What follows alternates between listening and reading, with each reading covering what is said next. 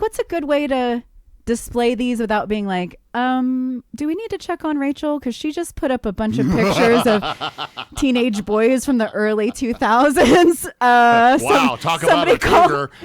Like her dating life must be going really downhill. And you have to keep in mind, like people walk through your house and there's a certain amount of things that I'm happy to explain about my past. Like, hey, this is why I had this up. And that's fun to explain. And then there's a line where people are like, wow, that you're just weird. This is weird.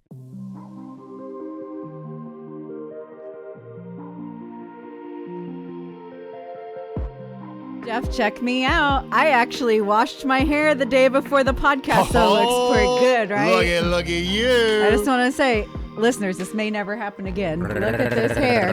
Freshly washed, still curly. Just throwing it out there. I always look like trash on this podcast. It doesn't line up with my shower schedule. Do you have a shower schedule? I'm backing up a little bit because I'm not going to let you self-deprecate like that. No, you do not always look like trash. No, my hair looks like But trash. even then, you know what? Here's the thing. Yeah, maybe it doesn't look as good as it does right now, but I'm not going to let you do that. Well, thanks. I think it looks like trash. But, Okay. Anyway. But today, not too bad. You were going to ask me a question about shower? Oh, yeah. Do you have a shower schedule? I do, actually. Okay, it's not just me. I thought it might be me because it's more of a rigmarole with the hair and the stuff. You don't have to do all the things. Yeah, it's every morning.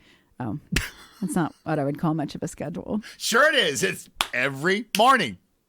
That's not a complicated schedule. No. Mine, my whole life, it's planned into my week. It's on the to-do list, which days I shower, so I know which ones are designated for the things that are coming up ahead of me. So, but I will say, so here's, because to kind of help you out just a little bit, I have a schedule that Mondays, it's the big shave day because I don't shave over the weekend. Okay, yeah. And then I use an electric razor the rest of the week. The shave so day. Okay, Monday's so the shave day, and then every day after that is just shower. There's just personal care maintenance stuff you got to stay on top of. There's a schedule. Well, and probably even for guys too. I know for you guys, you females who have this beautiful hair that you have, I've heard that like washing it like every other day or not, basically not every day is actually the best thing to do. Yeah, it helps your hair stay healthier if you don't wash it. Maybe I should try that, but I don't really. I have more scalp than hair. Is it good for your scalp? I like that. Probably. I don't know. I didn't wash my scalp today. I've trained mine. I only have to wash it once a week. But that's part of the. That's why it looks so crappy a lot of the time. It's clean, but the curl is kind of falling out. But today, curls are kind of kicking. Just want to throw that out there. That was a side note. Now we can start the podcast. No, I love that. Was a great start. Well, let's just roll into this thing that I want to find out if I'm the only one. Okay. Okay. So I jotted it down that am I the only one like this? And I have a feeling that I'm probably going to be, you're the only one like this. I love these questions. So I have this, it's not desire, compulsion probably is the right word, that I have to get things done, like chores, those kinds of things, before I can play, chill, or do just nothing. Mm-hmm. What made me stop and realize I might have an issue, yesterday, after the show, after all the work that we did, I wanted to take a nap. Yeah. But our house was kind of not destroyed, but you just needed some picking up. Right. Straightening. Most people probably would pick it up, later. I did all the straightening and picking and cleaning or whatever you want to call it before I took my nap. Mm-hmm. I just feel like, is this normal? 100%. Wow. But wait, you do it too? Keep in mind your audience who you're asking right now. Okay. That I'm saying this is normal. That doesn't mean it's normal for everybody. It may just be the two of us. But no, I think this is absolutely normal. My brain can't settle and relax until a certain amount of things are done. Maybe not everything, but there are certain things that I'm like, well, straightening up's only going to take like 5 minutes. And then it's off the list, and like I can just rest knowing that that's done, and I don't lay down thinking like, you really got to straighten up that stuff. It's just in the back of my mind. This is why I'm not good at sitting still in my house ever, because there's always something that needs to be done, and I don't really rest easily. Like the other day, I'm doing dishes, and then I was like, okay, I'll go lay down, walk through the living room, and notice there's just like a pile of June bugs that have made it past the threshold and then died. So there's like 6 June bugs. I'm like, oh, well, this really needs to be swept up. That's kind of gross. So then you go over and do that. And then you find out, oh, there's like another project that you forgot that you had to. So I end up doing just various straightening up little things. And it ends up taking like an hour, all the tiny little things. But I can't rest until it's off the to-do list. You're making me feel so much better because if you're not here locally, then you don't know. But we had this huge storm come through basically early Monday morning or late Sunday night, however you want to look at it. And when I got home, I noticed, I have tree damage I need to clean up. Oh, the pool is a mess. I'm going to have to clean that up. So the bottom line is Monday, I did not get a nap because my brain says you need to clean that up now. Well, it needed to be done. But part of me didn't quite. But did it? The tree was still going to be there the next day. You could have done it the next day, but then it would just constantly be in the back of your mind as a thing that has to be done. And like, instead of having that thing keep popping up, like, oh yeah, I need to do that. Oh yeah, I need to do that. Oh, like if you just do it, it eliminates that annoying thing in the back of your brain that's like, hey, remember, you need to do this, especially when it's something like debris. That's not a normal thing in your life. It's something that occurred that you didn't plan on. Not at all. So it's going to constantly come back in my head like, this is out of your ordinary, something that you have to take care of. Out of the ordinary, something you have to take care of. So I don't forget it. So yeah, to me, it's just easier to just get the dang thing off the list. And then I don't have to think about it anymore. I can fully relax. Okay. I feel better now because I really did. I thought, I have issues. I absolutely I mean, I know this. I have issues, but I'm more. Absolutely do this. Okay. I have things, there's like a certain mark in my day. If I can get these things done, then I can take a little nap. And then there's like the second half of things to do. So like mentally, I have that little, like, not everything has to be done, but there are a certain amount of things that I expect to be done. And if those don't get done, then there's just no nap. There's no time for it. So that's exactly how I work too. Yep. That's how it goes. And a lot of times that nap just gets squeezed out because those other things end up taking longer than you planned on or whatever. So no, it's not just you, Jeff. Okay. Feel better? How about this? We've been asking you guys, and you guys have been responding with comments in the our podcast and whatnot. If you're like us, why don't you tell us? Yeah. Then if you're not, why don't you tell us? I'd like to maybe tell us you think we're some kind of weirdo. Tell us how great it is to just be able to like see stuff and be like, I can do that anytime. I'll just do it later. That is not how we work. I'd like to know about those people. Yeah. It must be so relaxing and nice to live that way. What's that like? I can't imagine. I don't. Okay, so my parents uncovered yet another box from my youth in the house. They've just been buried under stuff. So every once in a while, Mom's like, I found a box, and it all says like closet stuff on it. So there was another one that I found. And this one, I'm going to say, judging by the stuff in it, covers from like 1998 through about 2003. Wait a minute. We talked time capsules last week. This is kind of your very own time capsule. My mom keeps discovering different time capsules from me that have just been buried in the house somewhere. So I thought it was pretty interesting. A lot of things in there. First of all, apparently keeping calendars, I kept them like journals. I can tell you everywhere I ate and who I ate with. Pretty much any time in 1998, ask me. We went to Bennigan's a lot. We were really trying to keep that thing in business. No way. Almost every Sunday, we went to Bennigan's for whatever reason. But as I was going through those things, I'm also wanting to do a little refresh on my house. And I thought it'd be cool to take some of these things and like put them up again. This is very high school, Rachel, but a lot of the things that were in that box was stuff that I had on my walls. So a lot of like teen pictures from Bop magazine and things like that. You know, you got your Jonathan Brandish, your Ryder Strongs and things like that. And I'd kind of like to put those up as an homage to me. Like, this is me. That was my entire room. Everybody knew that was like, oh, Rachel's room is covered with posters of cute boys. So I kind of want to put them up, but I don't want to be creepy about it. And like, I was trying to think of different ways that I could put those things up that it would make sense and not look like I was trying to have a high school teenager's room, if that makes sense. No, like, is there a classier way to kind of display these things and honor them? And then there's little things like notes and stuff that I was like, oh, I could kind of like frame the notes and make them look really special from friends. Stuff from, my first radio gigs I found in there. But like, what's a good way to display these without being like, do we need to check on Rachel? Because she just put up a bunch of pictures of teenage boys from the early 2000s. Wow, talk about a cougar. Like, her dating life must be going really downhill. And you have to keep in mind, like, people walk through your house and there's certain amount of things that I'm happy to explain about my past. Like, hey, this is why I have this up, and that's fun to explain. And then there's a line where people are like, wow, that you're just weird. This is weird. But I don't know. Is there a way that you could make it where it's like a blast from the past, or remember when? I mean, some kind of deal where you kind of what I have in my head is kind of like the old. And I think you actually said you and your brother used to help out with this at school, the bulletin boards for the teachers. Yeah, I was kind of thinking. Like, is there something you could do that where it's kind of framed in there, and so then it makes sense that Jonathan Brandis is up there? Right. You know what I mean? I'd have to find some smaller pictures. I found my autographed Seth Green picture. So excited about that. So I was thinking, maybe a cork board, because that feels very high school. Like I had cork boards up in high school, and maybe I could just stick a hodgepodge of things up there into the cork board. So I might do something like that. Framing always makes things look classier. Yes. Maybe getting some shelves that I can put little things on. I don't know. I think it'd be kind of cool. I think you can pull this off where it doesn't look like the teenage Rachael room again, but yet it harkens back to that. But I do want it to be noticeable enough that it is a conversation starter. Yes. Because you know me, I like walking in and people being like, what's up with that? What's up with that? I like to catch people a little off guard. So yeah, I'll let you know what I eventually come up with. I'm gonna pull, because my mom has recovered a lot of these. I'm gonna try to get all of my journals together and try to put together some timeline of what happened in my life. Try to read them in chronological order and see what happened to young Rachael. I like that a lot. Okay. All right. I want to know, because we haven't asked this in a while, and we were actually talking about this on the radio program earlier, not on the air, just in the studio. Yeah. What are you watching or listening to or have on your to-do list? Like, I will watch, I will listen to. So glad you asked, Jeff. What's on yours first? Well, the one I want to throw out, to just give it a shameless plug, because we're right in the middle of it, and I told you I lost some sleep over it. Mm-hmm. I'm on the final episode. Hopefully I'll get to watch it tonight.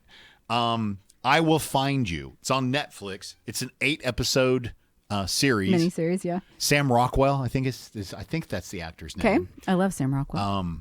And basically he was, I don't want to give too much away, but here's the premise. Convicted of murdering his child. He's been in prison for 5 years. Ex-sister-in-law comes for a visit and shows a picture of a child that looks just like his child. And maybe his child is not dead. Bum, bum, I'm going to leave it right there. Sam Worthington. Worthington. Yeah. Thank you. That's it. This is on my watch list.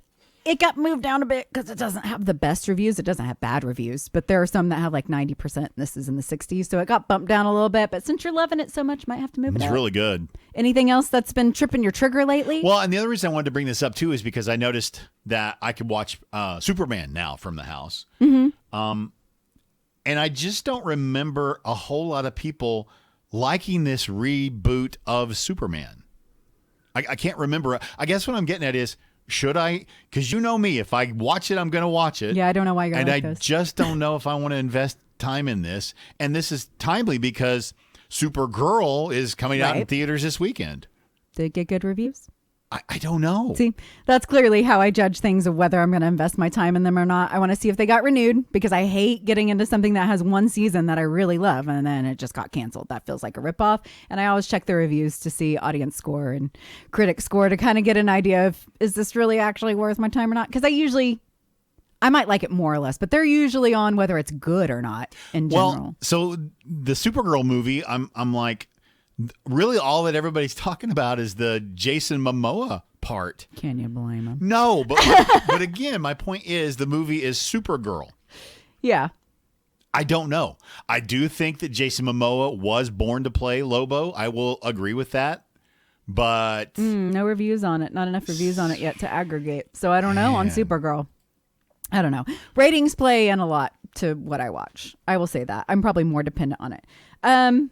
Stuff that I'm watching right now, we're both watching Dutton Ranch. yes. It's a bit of a guilty pleasure, Yes, but it is. But it's entertaining, gotta admit. Yeah. I started a show called Shrill. It's on Netflix. I've seen this, yeah. And it has been recommended to me for so long, but I was looking for something lighter to watch. I have some things on my list I want to watch, but they're kind of heavy. Shrill is lighter, and I found myself relating to it a lot. She's a bigger girl, and so a lot of it is around how weight affects your perception of yourself and how people perceive you, and it just has a lot of that in there. A lot of listeners don't know. You might look at me and think like, she's thin. I've lost about 100 pounds. This thin thing is new to me in maybe the last 8 years. I've never been thin classically throughout my life, so this is a newer situation. So I just found myself relating to it a lot, and it's really funny, it's lighthearted, and it's a good watch. So highly recommend Shrill. Okay. On Netflix. The other ones that are on my list that I want to watch, but I just haven't done it yet. Widow's Bay on Apple. I've heard of that one. That one's been getting a lot of talk. The Burrows, which I do think got canceled, so I'm a little I think so. iffy on that one, if I want to start it or not. Surprisingly, Spider Noir. Do you have any interest in Spider Noir? I actually watched it. Oh, you did? Okay. Yeah, made it through all of it. Yeah, it's got good reviews. Is it good? I mean, it's Nick Cage. Yeah. You got to have, like what you just said, you got to have that in mind that it's Nick Cage. You know what you're getting into with a Nick Cage. There you go. You're getting in because it is Nick Cage. Right. It wasn't horrible. I don't think it was the best thing I've ever seen, but I think I could say I enjoyed it. I mean, you watched it all, It so wasn't one of those to... where I was like, oh, I can't believe this. Yeah. And I think it may be ready for a season 2. I think they may. Interesting. Okay. I think they may do a season 2. Spider Noir is on my list. And then one that just popped up that I'm kind of excited about, The Amazing Digital Circus on Netflix. Have you seen this? No, I have not. It's animated, and it may, like, if you scan past it, it's going to look like a kid's thing. And it is kind of a kid's thing, I think. I've only started it. But it's basically humans gets transported into this AI world as a character. Oh. And things go crazy. So I've heard really good things about it. It's going to be a little bit weird and trippy, which is right up my alley. So I'm excited about watching that. Those are the ones that I threw out there. And then I also want to recommend, if people haven't watched Jury Duty before on Amazon, it's so good. There's 2 seasons. And basically the premise is everybody in the scenario, the first time it's a courtroom, the second one it's a company retreat. But everybody that's there is an actor except for one dude who has no idea at all that everybody around him is acting. And you get to see the moral decisions they have to make, and things get so absurd that you're like, how do they not know this is TV? But they really don't pick up on it. It is so good. It's heartwarming. It's funny. I couldn't recommend it more. Jury Duty, both seasons. Okay, well, you brought up a guilty pleasure, too. I want to throw out one, too, that we kind of just, every once in a while, you just need something on, right? Yeah. And we did this with Law and Order SVU. We started at episode 1 and went all the way through the 20-some-odd years. Wow. Then I was like, hey, Criminal Minds, we could do the same. Oh, yeah, that'll keep you busy. Dude. Some of those Criminal Minds I forgot. Like, if you never caught Criminal Minds, you need to catch it, okay? If you remember it, you need to circle back. It's a good show. Yeah, I haven't watched it in a long time. And I was never like an avid watcher, but I caught a few episodes of it. Yes. And it's entertaining. But it's also one of those that you can watch and still get the entire story and all the feels. And maybe if you need to be on your phone doing a little bit of light work, you can do that. I love those kind of shows, but is that a good thing to say? I don't know. See, I don't know. I don't know. And I will tell you, some of these shows actually, I think, grab your interest even more. And I hate to say this because we all know we need commercials to pay for our business.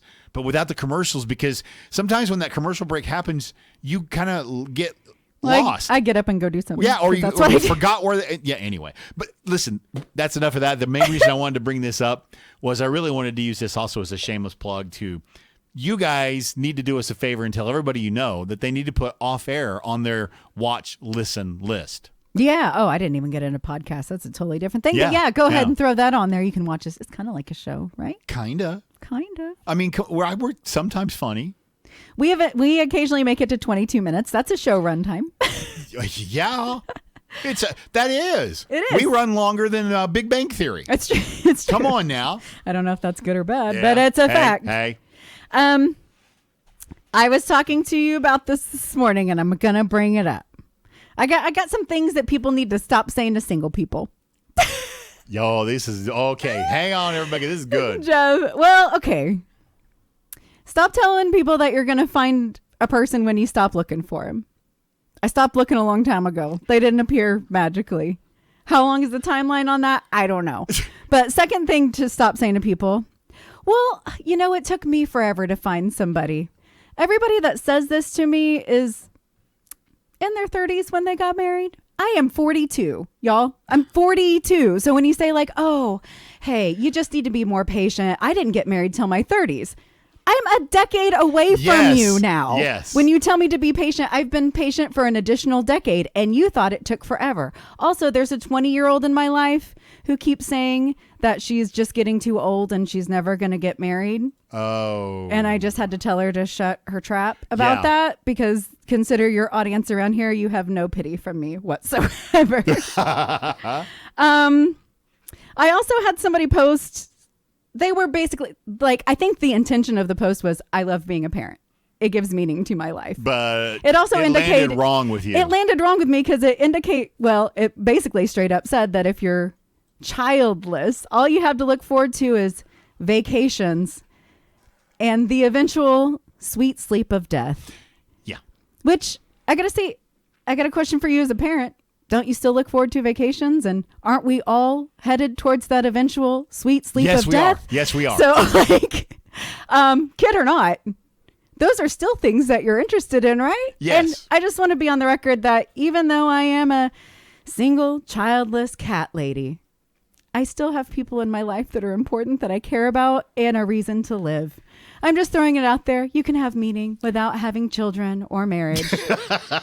In case that was unclear. But that's just a few things. Don't tell me that I'm going to find them when I stop looking. Don't tell me that I just haven't found the right one yet. There's plenty of fish in the sea. Just haven't found the right. I'm like, I've gone through several of them. Mm-hmm. I haven't found a single one. That's right. Like, yeah, I know there's other ones out there. But at some point, hey, man, do I want to keep looking through all these fish? Not a big fish fan anymore. Well, especially if the fish keep telling you that, you've got death to look forward to. Yes, the sweet sleep of death, which I got to say, sleeping's pretty great. And that's the ultimate sleep. So I can't say I'm not looking forward to it a little bit. But, you know. There is some good news about that. So, I'm going to hit that sleep before you do. So, as long as I'm kicking, you're good. That's not guaranteed, Jeff. I just maybe not say those things to single people. Yeah, because it's not comforting to us. I know you're trying to help. Like, I get that you're trying to be encouraging, but the number of times that I have been told, you'll be married by the time you're 30. Oh, by 35, by 40, definitely. Stop putting ages on it. Stop even guaranteeing that I'll ever get married ever. Like, some people, it just doesn't happen. This is not encouraging. It doesn't make us feel better. It doesn't land well. It doesn't land well. I know intentions are great, but it's just not working. So there's just some advice for you before you open your mouth to some single friends, trying to give them some encouragement that they just need to keep looking and they just haven't found the right one. And you're great. No.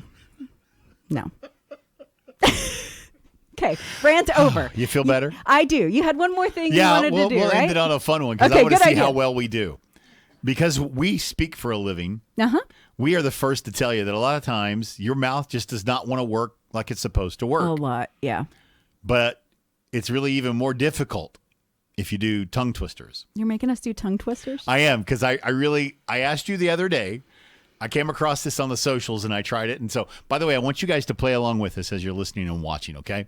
So the most difficult twister, supposedly, is say Irish wristwatch.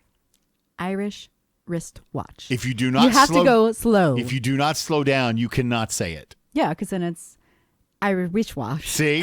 Irish wash. I didn't even get all the words out in any kind of order. So I thought, let's try this and see how we do with a couple of these. Okay. I thought a thought, but the thought I thought wasn't thought. I thought. Okay, I'm not even going to remember all that. That's a long sentence. Okay. How about toy boat? 5 times. Toy boat. It's already wrong. Why is that hard to say, I wonder? It says it's because of the vowels. Yeah, I mean, you got to move your mouth around pretty quick to get there. Toy boat. You can do it, but it's hard. Toy boat. I think that last one was a toy boat. Okay. How about this one? I think it's funny that you won't do the longer one. I can't remember it all. Okay. Lesser leather, never weathered, weather better. You should have sent these so I could read them. I'm not going to memorize all that. Lesser leather, weather, something. So, okay. Lesser leather, never weathered, weather better. Lesser leather, never weathered, weather better. Well, did I remember it right? You just left out the wetter. It's weather. This just feels like you're testing my memory skills more than my speaking skills. Well, and I got to tell you, when I wrote these, I was like, I can't even say these, but I've done pretty good. Yeah. I'm going to try that first one again. I thought a thought, but the thought I thought wasn't the thought I thought. I thought, but the thought I thought was not the thought I thought. Was that it? Nicely done. It was close enough. I don't think it was verbatim, but close enough. I can say thought all over the place, but apparently toy boat, not so much. That's the one. What was the one on 30 Watt? Rural juror. Rural itself is difficult. I know, but the movie name they had. Rural juror. The rural juror. They had to say it over and over. One of the ones that I have the most difficult time saying is now back to our regularly scheduled programming. Yeah, that's a hard one. Regularly. That is a tough one. There's too many syllables and it rolls too much. We need to think about these words better when we make them, how easy they are to say. Exactly. Okay, I just want to have some fun with that. Okay. The rural juror. Lesser leather, never weathered, wetter, weather, better. Toy boat. You said it! You're way too excited about that.